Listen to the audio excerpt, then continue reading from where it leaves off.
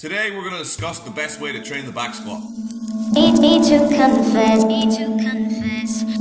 If you're aware of Pearlitic Table, if you're not aware of Pearlitic Table, then you should make yourself aware. I'll leave a link in the description below. You'll see that there's a table. It's a table with the intensities and the optimal volumes at those intensities and the maximum and minimum volume of those intensities. And it's based off the USSR weightlifting coach, Pearlitic. I can't remember his first name, but he was basically a Soviet coach between 1980 and 1990, during which time they won more world championships and more Olympic medals than any other time in their history. He's basically the most successful weightlifting coach of all time. During this time, he logged the training of all of his weightlifters to try and determine what the best percentages for training the lifts were.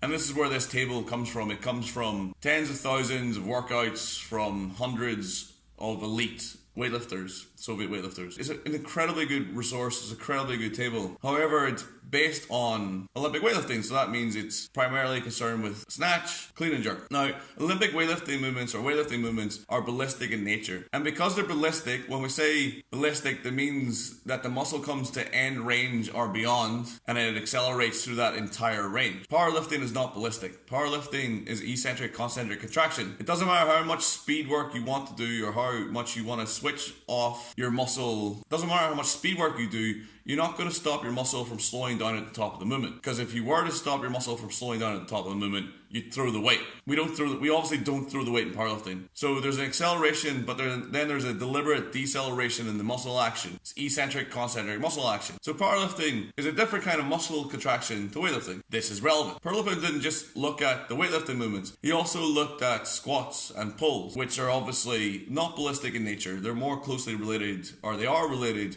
to the muscle action in powerlifting, because squat's one of our three main competitive lifts. What he determined for the squat was that the best way to train it, or the way that the best progress was being seen with lifters, was with moderate loads, or the optimal load being 80%, and a high volume and higher frequency of training. So this is where the Russian squat routine comes from. It comes from these findings. The Russian squat routine is an accumulation program where you work at 80%, 3 weeks, and then you go through a peaking phase. And it's almost definitely all the time successful. There's not a lot of people who haven't done Russian squat masters or Russian squat routine and haven't got a benefit.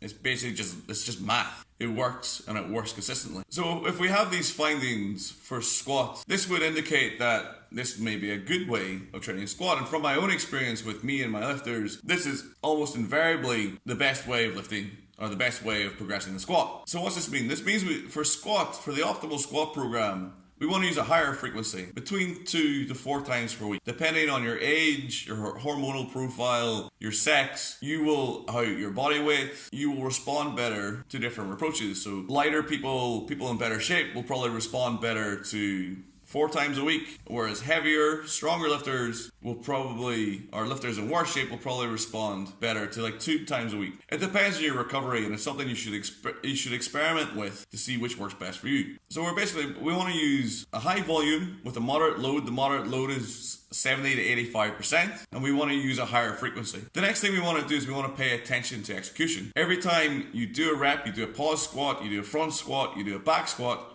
pay attention to how you're moving. Try to keep your back in a good position. Try to be balanced through the entire movement. When you stand, try to stand up into the bar. Try not to round over. Try not to have your hips shoot out too early. Have a clear understanding of what a good execution of a back squat is, and try to do that every time consciously. Pay attention to every rep. We want to use variation in our squat training because it helps with skill learning. Things like front squats or zombie squats can help a lifter to really clarify what's the best way to hold their weight when they squat, how best to move to keep the weight in the middle of their foot. Things like pause squats are incredibly useful for teaching a lifter how to hold tension at the bottom, how to stand out of the bottom, shoulders first, and how to generally just execute a tighter lift all around. Things like safety squat bar can be really useful for lifters who maybe have a weak back. It can help strengthen up their thoracic spine through the movement. Things like chains and bands can really help a lifter to overload the movement, or to learn how to accelerate the bar and keep accelerating it right beyond the sticking point, so they have a good momentum, or they're coming out of the bottom with a higher momentum, better speed, which means that ultimately they're going to get out of the bottom position with a better weight. So variation is a really good thing, something we should utilize in our training. And the last thing is, don't mong weights. Never do a shit rep, ever.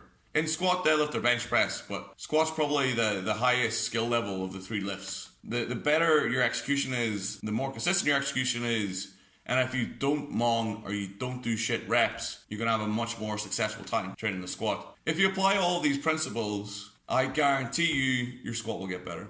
Thank you very much for watching. Thanks for checking us out. If you're watching this on Facebook, please give me a like, hit us up in the comment section. If you're watching this on YouTube, please like and subscribe. I'm Marquise. Please check out castironstrength.com to read more. Or if you want to get the program, check out yourstrongestyear.com. Thank you very much for watching. I'll catch you in the next one.